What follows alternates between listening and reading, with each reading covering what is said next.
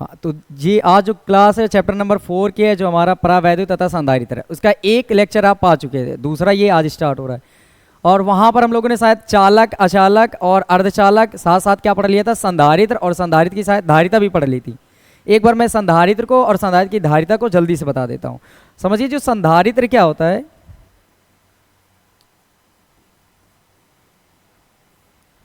संधारित्र समझना, ये एक डिवाइस होती है और एक ऐसी डिवाइस या युक्ति होती है जो किसी चालक का आकार बदले बिना उसमें हम आवेश की पर्याप्त मात्रा संचित कर सकते हो। मतलब एक ऐसी व्यवस्था जिसमें हम उसका आकार बदले बिना ही जितनी पर्याप्त मात्रा हो उतनी आवेश की हम भर सकें या रख सकें, संचित कर सकें, इकट्ठा कर सकें। उसी डिवाइस का नाम क्या होता है बता दें, संधारित्र। समझ गए?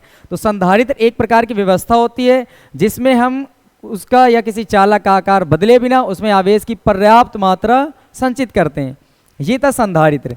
मतलब यह ऐसी युक्ति है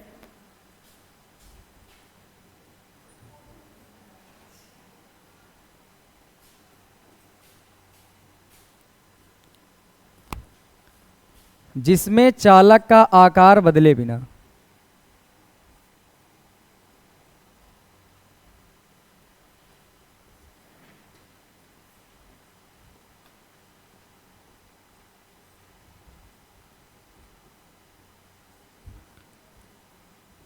आवेश की पर्याप्त मात्रा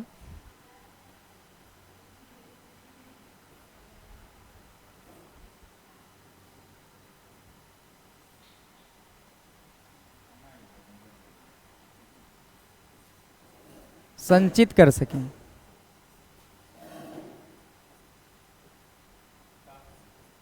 ये है व्यवस्था। ठीक, समझ गए होंगे। ये देखो संधारित्र एक बस ये बात याद रखना, ये संधारित्र एक युक्ति होती है और ऐसी युक्ति कि इसका आकार बदले बिना ही हम इसमें आवेश की पर्याप्त मात्रा क्या कर लेते हैं, संचित कर लेते हैं। बस अब जरूरत ये कि संधारित्र की धारिता क्या होती है, ये तो पहले ही बता दिया था। एक बार फिर से संधारित्र की धारिता में आ जाते हैं, 1 मिनट का टाइम देके पढ़ते हैं।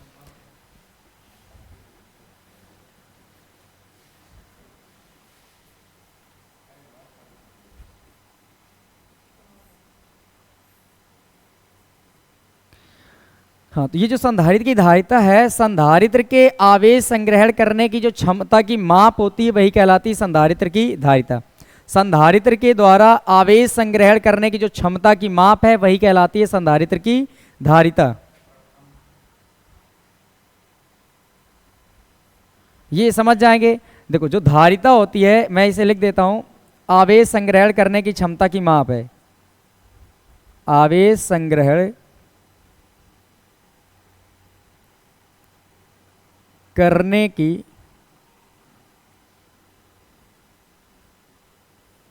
क्षमता की माप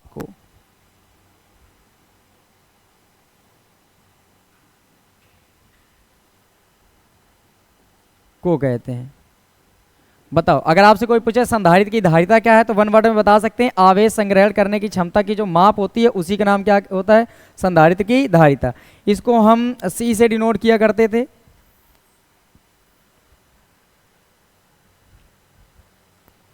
सी से डिनोट करते हैं।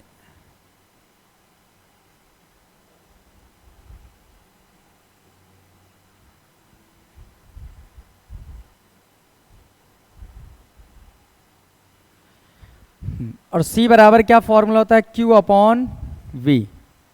ठीक, सब फॉर्मूला क्या होता है, C बराबर Q अपॉन V। अब यहां पर एक बात समझें, ये जो Q है ये किस क्या है बोले, आवेश, और V क्या होता है, विभवांतर। इसकी दूसरी डेफिनेशन भी बन जाती है कि संधारित्र की प्लेटों को दिए गए आवेश Q और उसकी प्लेटों के बीच के विभवांतर के अनुपात को ही उस संधारित्र की क्या बोलते हैं, धारिता। संधारित्र की प्लेटों को दिए गए आवेश और उसके प्लेटों के बीच विभवांतर के अनुपात का नाम क्या होता है, संधारित्र की धारिता। ये भी बात। मात्रक की अगर बात कर लेते हैं तो मात्रक क्या आता है ये समझ लीजिए। यहां से मात्रक देखो, आवेश का मात्रक हो गया कूलाम प्रति वोल्ट, इसका हो जाएगा। समझ गए? तो क्या मात्रक होता है, कूलाम प्रति वोल्ट। अगर यहां से बात करें इसका दूसरा मात्रक, इसी को दूसरे उसमें तो फैरड पढ़ते हैं हम लोग। क्या पढ़ते हैं बताएं, फैरड। समझ जाएंगे? या तो कूलाम पढ़ लेते हैं या फिर हम फैरड पढ़ लेते हैं। अच्छा, एक खास अंतर मैं तुम्हें बता दूं, ये फैरड आ चुका है और फैराडे आ चुका है। तो देखो कभी एक यहाँ फैरड है और एक फैराडे होता है, तो ये बात याद रखना, जो फैरड है ये धारिता का मात्रक होता है, ठीक है, ये बहुत अच्छी बात है। फैरड जो है धारिता का मात्रक होता है, जबकि फैराडे अगर कह दे तो आवेश का सबसे बड़ा मात्रक होता है। समझ गए? फैरड किसका मात्रक होता है बताएं? संधारित्र का बड़ा मात्रक होता है। फैरड संधारित्र का बड़ा मात्रक होता है, जबकि फैराडे आवेश का सबसे बड़ा मात्रक होता है। ये बातें याद रखना। फैराडे अगर एक बड़ा की मात्रा लगा के एक की मात्रा जोड़ें तो ये बड़ी चीज बदल जाएगी पूरी आवेश में, तो ये बातें याद रखना। अब हम ये फॉर्मूला बन ही चुका है, अब हम एक क्वेश्चन कर रहे हैं आपसे, इसको हटाते हैं।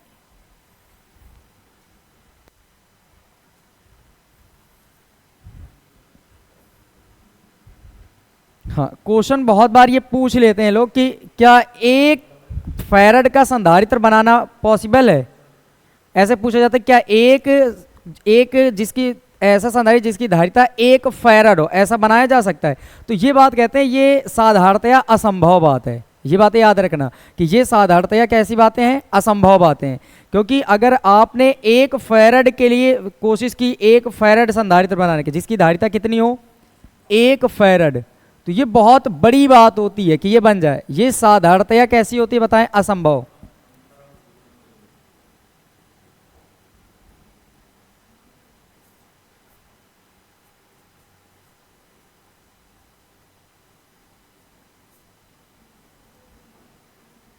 देखो इसकी कुछ खास बातें होती है कि ऐसा क्यों नहीं बनाया जा सकता। एक बात सुनो, ये कहा जाता है कि अगर आप एक फैरड का, देखो माइक्रो नहीं, केवल एक फैरड, अगर एक फैरड संधारित्र बनाना चाहते हैं कि ऐसा संधारित्र जिसकी धारिता एक फैरड हो जाए, तो ये अगर आप सर्च करोगे भी ना और इसकी वैल्यू भी फाइंड की जा सकती, कोई बड़ी बात नहीं, तो लगभग तुम्हें प्लेटों की जो लंबाई की जरूरत पड़ेगी, अगर आपने समझो जैसे ये दो प्लेटें हैं, अभी केवल यहाँ पर समझना, दो प्लेटें मिलकर संधारित्र बनाती हैं, बस ये याद रखना संधारित्र में दो प्लेटें होती हैं। कितनी?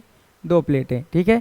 अगर दो प्लेटें ये दोनों मिलकर संधारित्र बनाएंगी तो इनके अगर आप 1 मीटर की दूरी रखना चाहते हैं इनके बीच की, 1 मीटर की दूरी, समझे, 1 मीटर की दूरी, और आप चाहते हैं कि मुझे दो प्लेटें रखें और उनकी धारिता मुझे 1 फैरड लानी है, तो अगर आपने प्लेटों के बीच की दूरी 1 मीटर भी कर दी ना, तो प्लेटों की जो क्षेत्रफल होगा, ये जो क्षेत्रफल है, हर एक प्लेट का क्षेत्रफल लगभग 113 किलोमीटर स्क्वायर बनता है। इतना, कुछ इस चीज को पढ़ के देखो एक बार, 113 किलोमीटर स्क्वायर। क्या समझ आया? कि अगर हम दो प्लेटें 1 मीटर की दूरी पर रखें तो ये जो एक फैरड जब धारिता लानी होगी तो हमें कितने क्षेत्रफल की जरूरत पड़ेगी प्लेटों की? 113 किलोमीटर स्क्वायर, लगभग इतने के आसपास की जरूरत पड़ेगी। अब ये सोचो, क्या 113 किलोमीटर स्क्वायर की प्लेट तुम ला सकते हो? ये संभवतः, क्या साधारणतः संभव है? ये बड़ी असंभव बात है, क्योंकि 113 किलोमीटर बहुत होता है ना, थोड़ा कम नहीं, इलाहाबाद पहुंच जाएंगे, 150 किलोमीटर इलाहाबाद है अपने यहाँ से। तो क्या सोच सकते हो कि इतनी बड़ी प्लेटें ले आए हम? तो बताओ, अगर आपसे कोई पूछे कि क्या दो प्लेटों के 1 मीटर की दूरी पर रखें तो क्या ऐसा संभव है कि हम 1 फैरड की ऐसी संधारित्र जिसकी धारिता हो 1 फैरड, क्या बना सकते हैं? तो आपका आंसर क्या होगा? ये बात साधारणतया असंभव है, क्योंकि जिस समय आप 1 फैरड संधारित्र की धारिता वाला बनाएंगे कोई कैपेसिटर, उस समय आपको जो प्लेटों का क्षेत्रफल लेना होगा वो लगभग 113 किलोमीटर स्क्वायर के बराबर लेना होगा, और 113 किलोमीटर स्क्वायर का क्षेत्रफल लेना प्लेटों के लिए बड़ी कठिन बात है, समझे, ये कठिन बात। अच्छा, मैं कह रहा हूँ कुछ भी है, तुम अगर वर्ग किलोमीटर लोगे ना तब भी बहुत बड़ी हो जाती हैं प्लेटें, और इतनी बड़ी प्लेटें लेना तो बड़ी बात है जिसकी वजह से नहीं बनाया जा सकता। एक और बात, क्वेश्चन आता है, क्या अगर मैं अपने पूरी पृथ्वी को एक संधारित्र बनाना चाहूँ तो क्या इससे भी 1 फैरड का संधारित्र बन जाएगा? क्या दिमाग लगाओ, क्या बन सकता है? अगर मैं अपने, ये एक लॉजिकल क्वेश्चन है, देखो अभी मजे आएंगे तुम्हें पढ़ने में, ये मैं हटाता हूँ। हाँ, क्वेश्चन मैं दे रहा हूं और ये अच्छा है, काफी ज्यादा अच्छा है।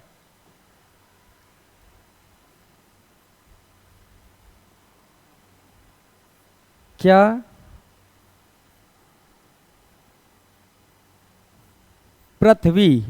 पृथ्वी को ही गोलीय चालक मान लें,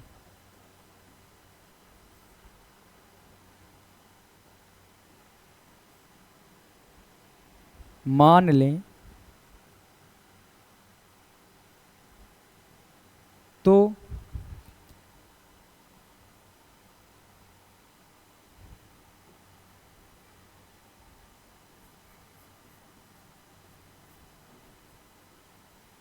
क्या 1 फैरड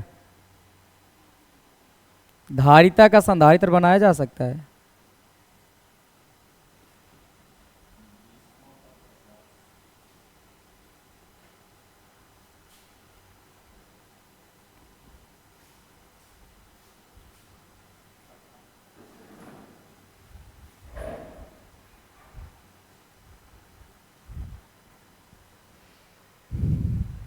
ये है एक बड़ा सा क्वेश्चन, इस बात को समझना।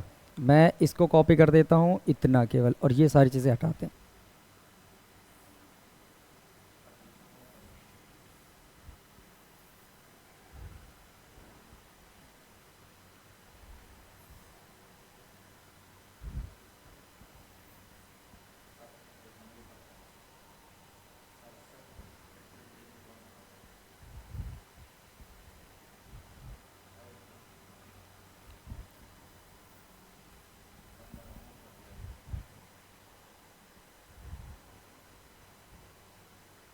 ये क्वेश्चन है, मुझे याद दिलाना कि खत्म होने से पहले पहले इसका आंसर बताया जाए, ठीक है? तो अब मैं इसके लिए डेरिवेशन कराता हूं और फिर मैं समझाता हूं कि अगर एक अपनी पूरी पृथ्वी को, जितनी बड़ी अपनी पूरी पृथ्वी है, इस पूरी पृथ्वी को ही अगर हम एक चालक मान ले तो सोचो कितना इसको हम संधारित्र से 1 फैरड का संधारित्र बना सकते हैं कि नहीं, मतलब जिसकी धारिता 1 फैरड हो। देखेंगे क्या पूरी पृथ्वी को ही अगर हम चालक मान लें तो क्या उससे 1 फैरड का संधारित्र बनेगा, और आंसर पाओगे तो मजा आएगी तुम्हें। तो उससे पहले हेडलाइन डालते हैं हम लोग।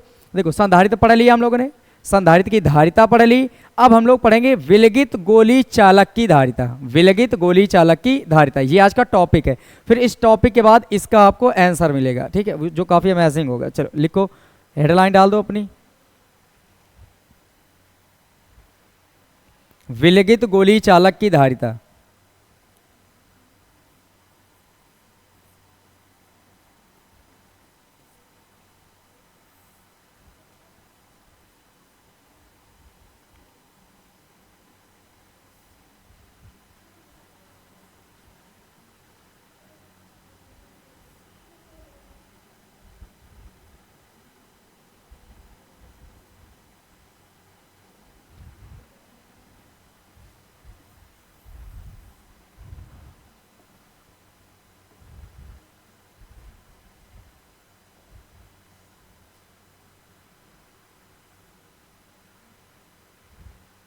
ये हटेगा नहीं क्या? बैक कैसे करें इसे?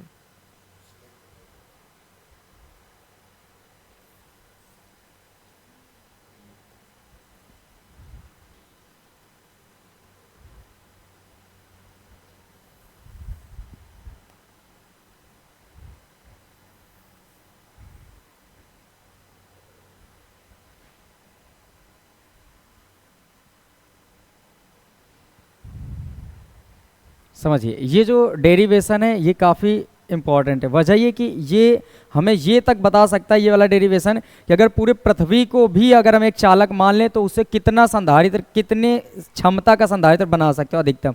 तो इसके लिए हमें क्या, देखो विलगित गोली चालक की धारिता हमें निकालनी। तो गोली चालक सबसे पहले बनाओ यहाँ पर। तो यहाँ पर ये मान ले रहे हैं कि हम एक गोली चालक ले रहे हैं।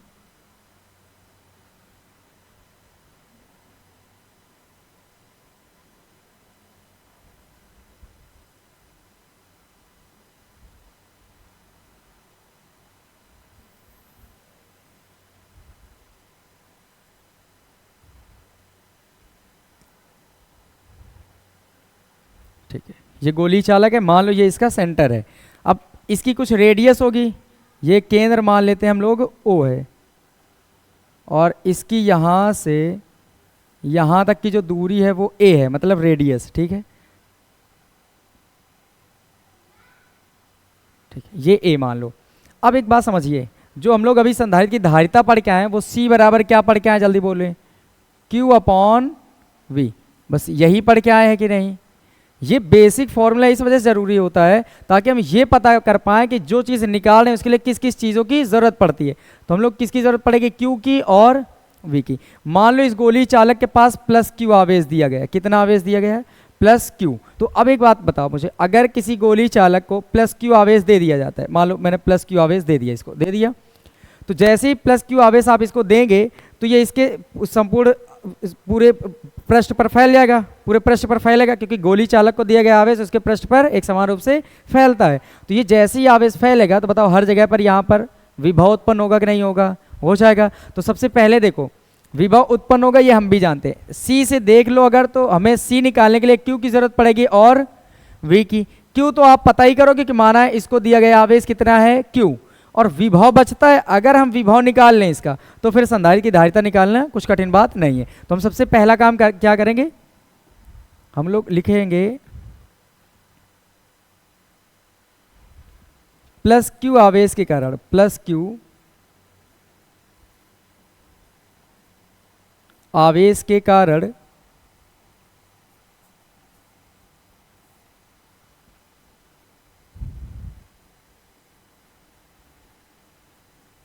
गोली चालक के पृष्ठ पर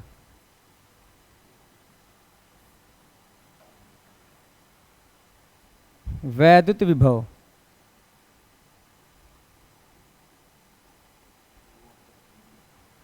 अब फॉर्मूला क्या बनता है बताइए। V बराबर हम लोगों ने क्या पढ़ा था, 1/4 epsilon not Q upon R, यही पढ़ा था। इस फॉर्मूले का यूज करेंगे। देखिए अगर कभी भी कोई गोली चालक है तो उसको जितना आवेश देना है वो, और अगर दूरी पता हो तो ये R लिखते हैं कि नहीं, यही फॉर्मूला निकला था। अब यहाँ पर समझिए, तो V बराबर अपने पास जो बन के आएगा वो आएगा 1/4 एप्सिलॉन नॉट। Q की वैल्यू तो Q ही है, पर R की वैल्यू कितनी बता दीजिए मुझे। R की वैल्यू यहाँ पर कितनी दिख रही है, A, तो बस R को किस में चेंज कर लेंगे, A में। कोई दिक्कत है किसी को, कोई दिक्कत नहीं। ये इक्वेशन फर्स्ट मानो। ये हमने ये निकाला कि अगर कोई गोली चालक उसको Q आवेश देंगे तो उसके पृष्ठ पर विभव कितना आएगा, तो बोलेंगे 1/4 epsilon not Q upon A के बराबर। अब बताइए C निकालने के लिए Q और V की जरूरत थी, आपने जैसे ही देखो यहाँ पर निकाल लिया ना, कितना ये V निकाल लिया, तो क्या अब ये फॉर्मूला लगाया जा सकता है, तो लगा सकते हैं अब हम लोग। तो जैसे इसको लगाओ फिर अब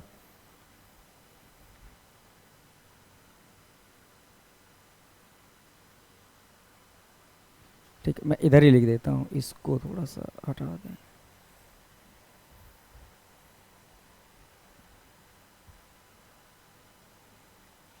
ठीक, समझिए अब लिखिए, अतः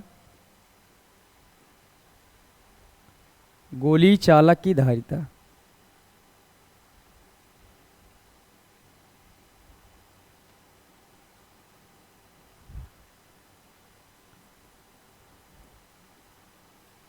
बताइए। C बराबर क्या बनेगा अपने पास, Q अपॉन V, ये बनेगा। अब वैल्यू पुटअप कर दो, तो C बराबर Q का मान तो Q ही रहने दो, V का मान आपने कितना निकाला 1/4 epsilon not Q upon A, तो ये वैल्यू आ जाएगी 1/4 epsilon not Q upon A। अब बराबर करके बताइए क्या बनेगा, ऊपर Q नीचे कितना आ गया, Q का गुणा 1 में होगा कि नहीं बताएं। ऊपर ऊपर का होता है, नीचे नीचे का, तो ऊपर आ जाएगा Q, नीचे आ जाएगा 4 एप्सिलॉन नॉट A। अब ये बताओ जो सबसे नीचे होता है वो कहाँ चला जाता है, सबसे ऊपर। तो यहाँ से अगर देखा जाए तो ये जो चीज़ है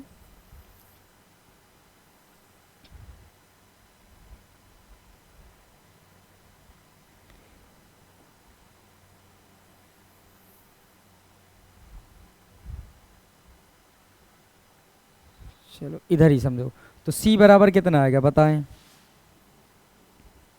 देखो ये Q से ये वाला Q एक बार में कैंसिल हो जाएगा। अब ये बताओ, ये Q मैंने इस Q से काट दिया, अब ये पूरा ऊपर जाएगा, एक में गुणा होगा तो इतना ही आ जाएगा। तो क्या बन के आएगा 4 एप्सिलॉन नॉट A। बताइए कोई दिक्कत है अगर किसी को, तो कोई दिक्कत है, देखिए यहाँ से Q अपॉन V होता है, Q की वैल्यू Q, V का मान कितना निकाला था 1/4πε0 Q अपॉन A, तो 1/4πε0 Q अपॉन A। ये Q का गुणा 1 में हुआ, देखो Q ऊपर, ये Q एक के Q, नीचे 4πε0 A। अब ये Q से ये वाला Q एक बार में कैंसिल हो गया, ये जो सबसे नीचे होता कहाँ चला जाता है, सबसे ऊपर। अब एक में गुणा करोगे तो यही बन के आ जाएगा, समझ गए। बस एक बात मुझे बताएं जल्दी से, यहाँ पर किसी गोली चालक की जो धारिता होती है C, वो उसकी रेडियस की कैसा होता है, अनुक्रमानुपाती या व्युत्क्रमानुपाती, देख के बताओ। बिल्कुल सामने है ना, सामने होगा तो अनुक्रमानुपाती, अगर नीचे होता तो व्युत्क्रमानुपाती। तो पहले इसमें एक बार देखो यहाँ से यहाँ तक में कोई दिक्कत है तो मुझे बताओ, एक बार पूरा देख लो, देखो अगर कुछ भी दिक्कत है तो समझ लो, सब लोग समझ लो, कोई दिक्कत है तो मुझे बताएं अभी। है दिक्कत किसी को, आया सबको पीछे तक, उधर आ गया सबको, दोबारा कुछ बताएं इसमें, आ गया, ठीक है। तो यहाँ तक सबको समझ आया ना। अब देखो बस मुझे एक बात बताना कि जो गोली चालक की जो धारिता होती है वो कितनी होती 4πε0 A। आ जाते हैं, अब इस चीज़ को हटाएं।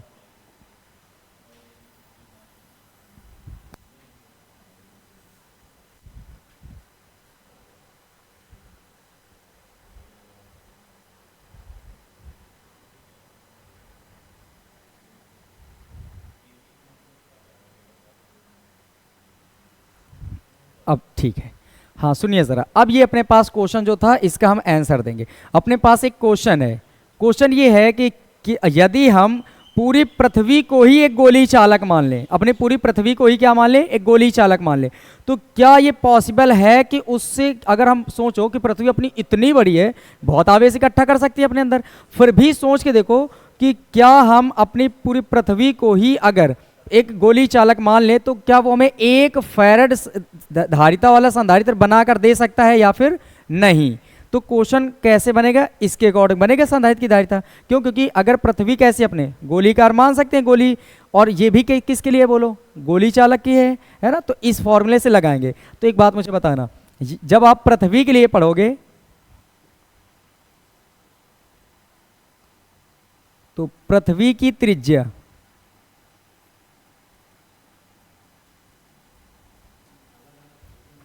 पृथ्वी की जो त्रिज्या r होती है वो होती है 6.4 गुणे 10 की पावर 6 मीटर प्रति सेकंड, ओ सॉरी मीटर, इतने मीटर होती है, याद रखेंगे। लगभग में इतना लिखा जाता है 6.4 × 10⁶ मीटर। समझ आई बातें, इतने मीटर होती है किसकी त्रिज्या बोलो, पृथ्वी की त्रिज्या। अब यहां से कुछ चीजें समझना, ये पूरा आंसर देगा, तो आज ये सबसे अच्छी बात पढ़ोगे और मजा आएगी तुम्हें पढ़ने में, ठीक समझे। मैंने जिस पृथ्वी को माना है उसकी रेडियस हमें पता चली कितनी होती है, 6.4 × 10⁶ मीटर अप्रोक्सीमेटली। अब यहां पर हम लिखते हैं अतः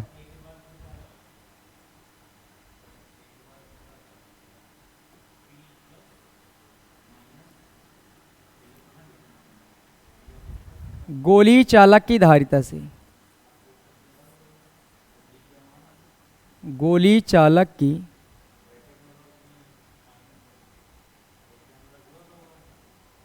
धारिता के सूत्र से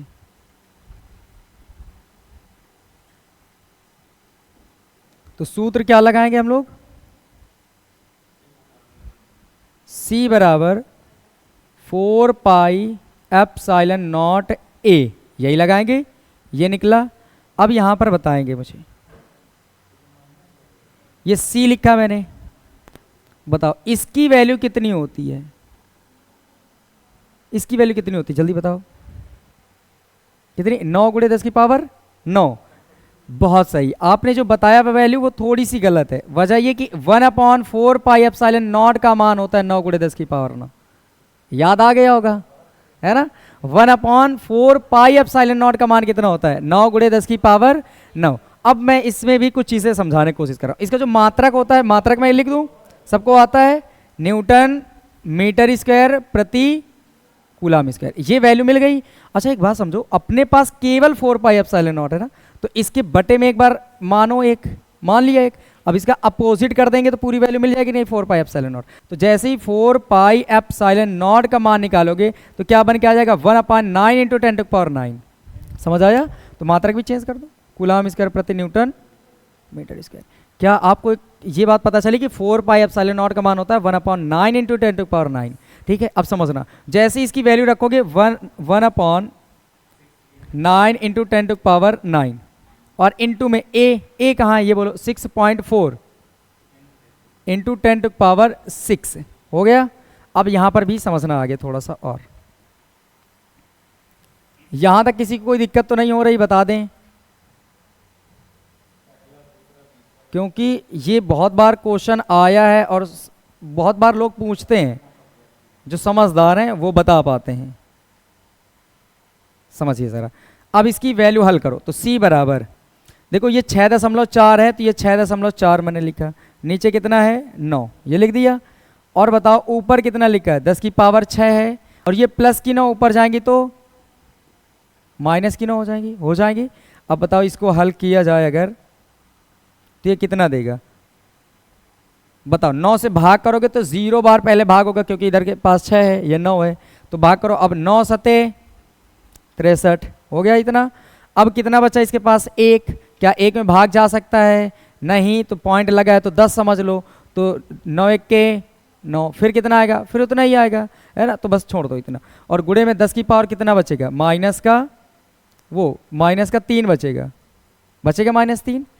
अब अगर मैं इससे ये पूछूं कि c का मान कितना आएगा, देखो 2 अंक हैं इसके, 2 अंक, अगर मैं इसके पास एक 0 मान लूं ऐसे, समझना, या तो मैं अभी ऐसा करता हूं कि अभी ना मानो, ये इतना 2 अंक हटाओगे दशमलव के तो कितनी पावर बढ़ जाएगी बोलो, 2 पावर बढ़ेगी, तो ये कितनी आएगी 71 × 10 की पावर -2। क्यों? क्योंकि पॉइंट हट रहे हैं तो माइनस की पावर बढ़ती हैं, और ये कैसी है 10 की पावर -3। तो यहाँ पर जो c का मान आएगा वो 71 × 10 की पावर माइनस के कितना आ गया, जल्दी बोलो 5, ये आ गया।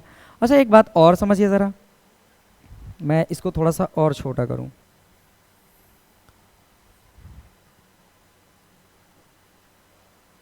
दिख रहा होगा ना सबको? देखिए यहां से c बराबर, अगर मैं ऐसा कर रहा हूं कि इसके पास एक पावर और लानी एक्स्ट्रा माइनस की, तो हम 10 से गुणा और 10 से भाग करके देखें क्या होता है। देखो ये 10 का गुणा इसमें करना तो 710 आ जाएगा, 71 का गुणा 10 में करोगे तो कितना आएगा बोलो, 710 आ जाएगा। और ये बताओ ये प्लस की 1 ऊपर जाएगी तो 5 पहले से, और एक ये जाएगी तो कितनी हो जाएगी -6। अब समझना, इसको हम फैराड में लिख सकते हैं कि नहीं, जल्दी से बताओ इस बात को, बताओ ये किस में आया बोलो, फैराड में, ये फैराड है हुआ। अब इसी का मान जो निकालोगे इसको हम लिख सकते हो 710, ये लिख सकते हैं हम लोग। अब ये बताओ ये माइक्रो लिखा है कि नहीं 10 की पावर 6, तो ये बन सकता है माइक्रो, और आगे क्या लिखा है फैराड।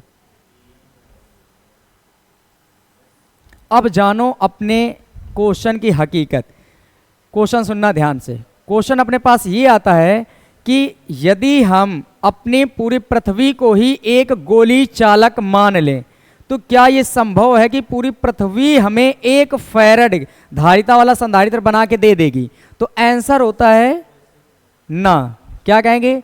ना। फिर पूछा जाएगा क्यों, तो क्वेश्चन आते हैं इधर अपनी तरफ। हम लोग ये जानेंगे कि अगर पृथ्वी को गोली चालक मान रहे हैं, किसको?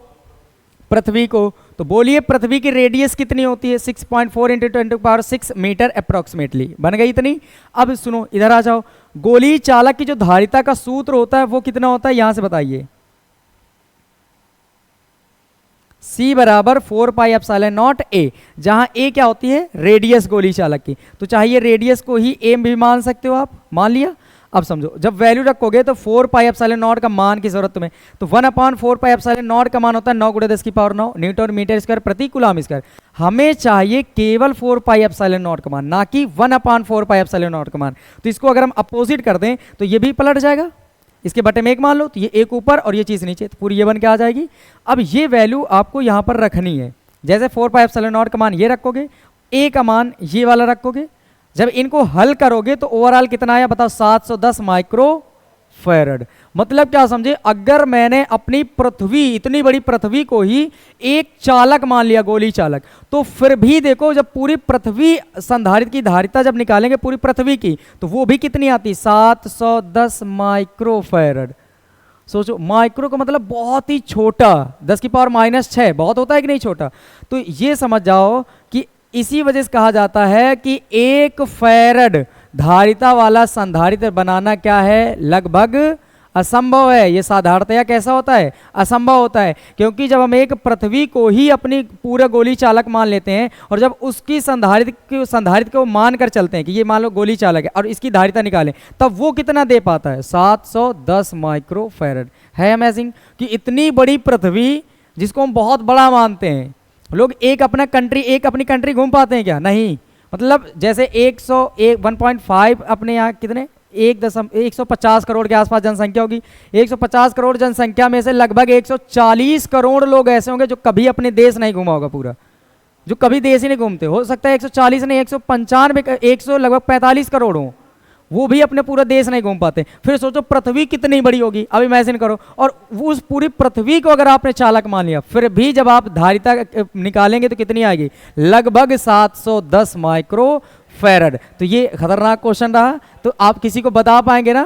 तो ये बड़ा क्वेश्चन है कि एक फैरड धारिता वाला संधारित्र बनाना लगभग क्या है, असंभव है। तो अब मुझे बताओ, फैरड धारिता का छोटा मात्रक हुआ या बड़ा, बड़ा, बहुत बड़ा, क्योंकि जो वैल्यू आ रही वो किस में आ रही, बोलो, माइक्रो फैरड में। तो फिर फैरड क्या हो जाएगी, बहुत बड़ी वैल्यू होगी। तो क्या ये क्वेश्चन सही तैयार हो गया, ठीक है, ध्यान रखना।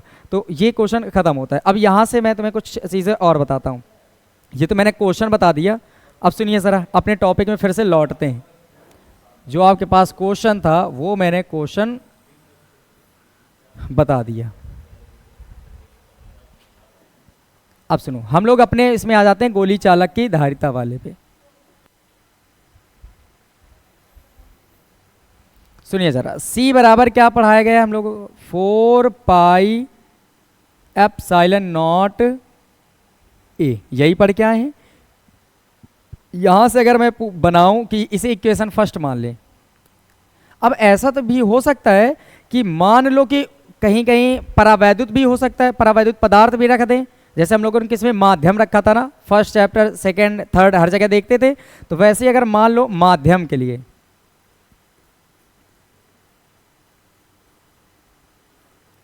माध्यम के लिए लिखेंगे तो C K आ जाएगा, क्योंकि माध्यम का परावैद्युतांक K होता है। तो यहां पर बताइए 4 पाई एप्सिलॉन नॉट, और बताओ जो K आता था कभी भी देख लेना, जैसे आप E पढ़ रहे थे 1/4 पाई एप्सिलॉन नॉट Q/r², आपने विभव पढ़ा, V बराबर 1/4 पाई एप्सिलॉन नॉट Q/r, ये पढ़ा। जिनमें भी जब भी हम बात कर रहे थे माध्यम के लिए, तो बताओ एप्सिलॉन नॉट के बगल में ही बिल्कुल K लगाया जाता था कि नहीं, इतना बता दो मुझे। तो इस बार भी बताओ, जब माध्यम आएगा तो K कहाँ आएगा, एप्सिलॉन नॉट के जस्ट बगल में। और आगे क्या लिखा है बोलो, A। किसी को कोई दिक्कत है नहीं। ये इक्वेशन नंबर 2 मानो। इसको थोड़ा सा और कुछ चीजें हम करते, देखिए अभी, ठीक, इक्वेशन 2 मान लो इसको। अब हम समीकरण 1 में 2 से क्या कर रहे हैं, भाग कर रहे हैं। देखना कुछ चीजें बन के मिलेंगी।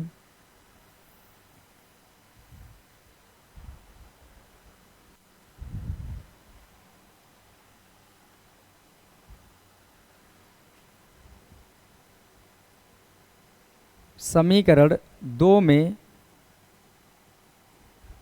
समीकरण 1 से भाग करने पर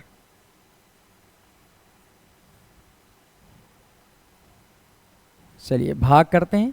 तो इसमें से इसको डिवाइड करना है ना, इसको डिवाइड करना है इससे, तो ये C के ऊपर हो जाएगा और बटे में कितना आ जाएगा बोलो, C। इसमें इससे भाग करना है ना, तो C के ऊपर और C नीचे, ये वाला ऊपर लिखना है अपने को, 4 पाई एप्सिलॉन नॉट KA, और बटे में क्या लिखोगे, 4 पाई एप्सिलॉन नॉट A। अब देखिए कुछ चीजें ऐसी जो कट जाने वाली हैं, देखो ये 4 pi epsilon not, 4 pi epsilon not A, समझ आया। तो बताइए अब इधर क्या बचा अपने पास, सी के अपॉन सी, उधर बचा के। तो बताओ क्या यहाँ से हम लोग समझ पा रहे हैं कि के की जो वैल्यू आएगी वो सी के बटे में कितनी आ जाएगी, सी। अब यहाँ से जो चीज़ें बनेगी वो नई डेफिनेशन बन के तैयार हो जाएगी, जो परावैद्युतांक की परिभाषा। बोलो ये के क्या है, जल्दी बोलो। माध्यम का परावैद्युतांक। के क्या है, माध्यम का परावैद्युतांक। अब सुनिए ज़रा, इसकी डेफिनेशन नई बनाते हैं हम लोग। इसको छोटा करें, माध्यम का परावैद्युतांक, शिफ्ट करें।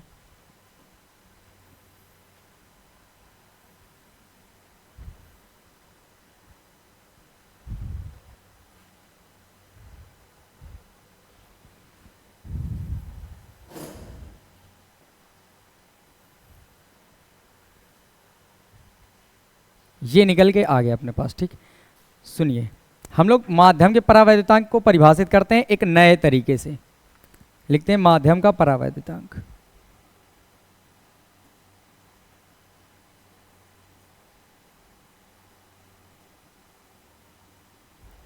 परावैद्युतांक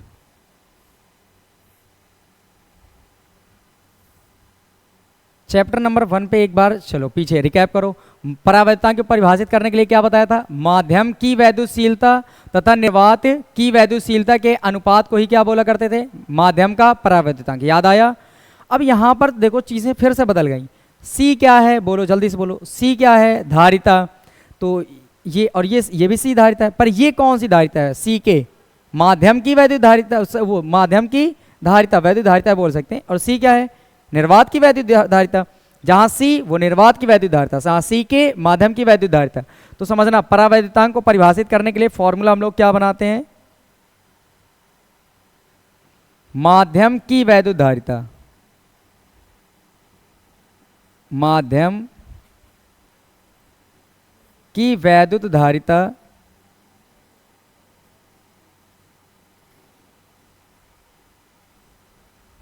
तथा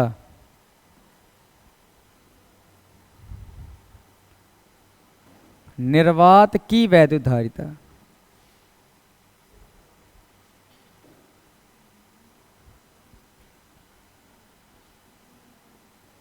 के अनुपात को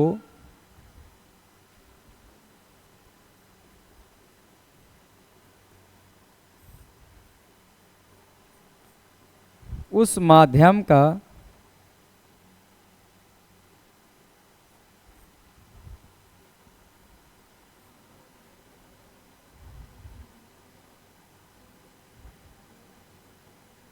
परावैद्युतांक कहते हैं। तो ये समझ आ गया सबको। अगर आपसे पूछा जाए कि माध्यम जो परावैद्युतांक क्या होता है, संधारित्र की धारिता के अकॉर्डिंग बताओ, धारिता के पदों में बताओ परावैद्युतांक को कैसे परिभाषित करोगे, तो क्या कहोगे, माध्यम की वैद्युत धारिता और निर्वात की वैद्युत धारिता के अनुपात को ही क्या बोलते हैं, उस माध्यम का परावैद्युतांक। और के से डिनोट कर लेते हैं। के बराबर जो फॉर्मूला आ जाएगा वो कितना आ जाएगा, ऊपर लिखा है के बराबर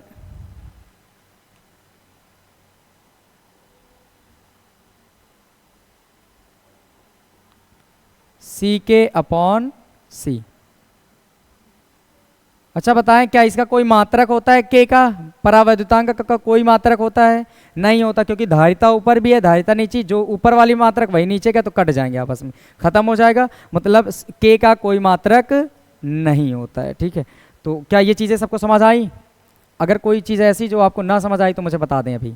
ये जितनी चीज़ें, अगर आपको कोई संधारित्र से रिलेटेड कोई क्वेश्चन पूछना है तो मुझसे बता दो कि क्या इनको लेकर सोच लो। अगर तुम्हें कुछ दिमाग में आता हो कि किससे एक फैट का संधारित्र बनाया जा सकता है, अगर बनाया जा सकता होगा तो मैं हाँ में जवाब दूंगा, नहीं बना सकते हैं तो ना में जवाब देंगे, पूछ लो। है किसी के पास कोई सवाल? अच्छा पता है, मैं तुम्हें एक और अच्छा सा क्वेश्चन बताता हूँ।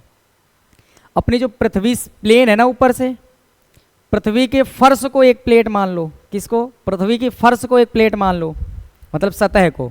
और एक अपने ऊपर देखो आयन मंडल, क्षोभ मंडल, दुनिया मंडल है कि नहीं ऐसे? तो उनमें से एक परत है जो 100 से लगभग 1000 किलोमीटर के अंतर में मिलती है, 600 से शायद 1000 किलोमीटर के अंतर तक मिलती है, इतनी दूर से उतनी ऊपर तक मिलती रहती है। तो ये मुझे एग्जैक्ट नहीं पता, ये वो भूगोल वाले अच्छे बता देंगे, पर मैं तुम्हें एक बस केवल हिंट दे रहा हूँ कि पृथ्वी एक सतह हो गई, ठीक है, और एक ऊपर भी प्लेट है, प्लेट का मतलब लेयर है, अपने यहाँ बहुत सी लेयर हैं। तो इन दोनों प्लेटों को अगर मान लें, ये तो बहुत बड़ी बड़ी प्लेटें फैली हैं पूरे ब्रह्मांड पे, अपने जितनी पृथ्वी वहाँ पूरे वातावरण में फैली हैं, एक प्लेट इसको मान लें पृथ्वी को, पूरी ज़मीन को, एक प्लेट ऊपर वाले को मान लें, अब तो बहुत बड़ी बड़ी प्लेटें हो गई। क्या अब संधारित्र बना सकते हैं 1 फैरेड का? बताएं, ये मज़ेदार क्वेश्चन है, क्योंकि संधारित्र बहुत बड़ी चीज़ समझा देता है हमें। तो आंसर आपका होगा ना, आज भी आंसर ना, ठीक, याद रखोगे। मतलब ये कि ये इम्पॉसिबल है कि साधारणतया तुम 1 फैरेड का संधारित्र बनाकर दिखा दो, तो ये भी बात कैसी है, इम्पॉसिबल है। मैं तुम्हें बताऊंगा, जैसे मैंने ये पृथ्वी एक गोली चालक थी, तो मैंने गोली चालक का डेरिवेशन आज सिखाया, उसके अकॉर्डिंग मैंने बताया कि क्यों नहीं बना सकते हो गोली, पृथ्वी को एक गोली चालक मान के 1 फैरेड का संधारित्र। तो फिर मैं ये बताऊंगा, अगर तुम पूरी पृथ्वी की ऊपरी सतह को ही एक प्लेट मान लो पूरी, और एक प्लेट ऊपर मान लो, तो बताओ 2 प्लेटें हो गई कि नहीं? और 2 प्लेटों वाले मैंने डेरिवेशन सिखाया, अभी नहीं सिखाया। अब जैसे ही सिखाएंगे अगले जब टॉपिक में आएंगे कि समांतर प्लेट संधारित्र की धारिता, समांतर प्लेट संधारित्र, दो प्लेटें होंगी जो समांतर होंगी, अब उनकी धारिता निकालनी, अब चाहे एक ये ऐसे प्लेट हो, ऐसे हो या ऐसे हो गई समांतर। तो जब ऐसे निकालेंगे उस समय एक फॉर्मूला निकल कर आएगा, उस फॉर्मूले के अकॉर्डिंग मैं आपको समझाऊंगा कि कैसे आप ये बता पाओगे किसी को कि अगर एक ऊपर लेयर को पूरी प्लेट मान लें और एक नीचे ज़मीन की पूरी जो लेयर है उसको प्लेट मान लें, फिर भी आप 1 फैरेड का संधारित्र, जो ऐसा संधारित्र जिसकी धारिता 1 फैरेड हो, नहीं बना सकते हो, क्योंकि फॉर्मूला निकलेगा, वहाँ पर वैल्यू रख के बताएंगे और सारी चीज़ें बताएंगे, फिर भी आप देखेंगे कि 1 फैरेड का संधारित्र नहीं बन पाता। तो फिर बताओ, आज के बाद याद रखो, अगर आपसे कोई पूछे फैरेड संधारित्र की धारिता का छोटा मात्रक है या बड़ा, तो ऑप्शन बताओ जल्दी से, बड़ा। अब मैं कुछ क्वेश्चन 2-3 क्वेश्चन कर रहे हैं। पहला तो क्वेश्चन यही था कि संधारित्र की धारिता का मात्रक जो होता है फैरेड, ये बड़ा मात्रक है या फिर छोटा? तो आंसर क्या होगा? बड़ा। छोटे मात्रक क्या होते हैं? माइक्रो फैरेड और या मिली फैरेड या फिर पिको फैरेड। साधारणतया जो हम लोग सामान्यतः यूज़ करते हैं वो माइक्रो फैरेड में यूज़ करते हैं। किसमें? Micro farad. आप कभी एक चार्जर को खोल के चेक करना, जो ख़राब चार्जर है उसको चेक करना, उसमें छोटे छोटे ब्लैक कलर के इस डिज़ाइन के कुछ आपको इंस्ट्रूमेंट मिलेंगे ऐसे,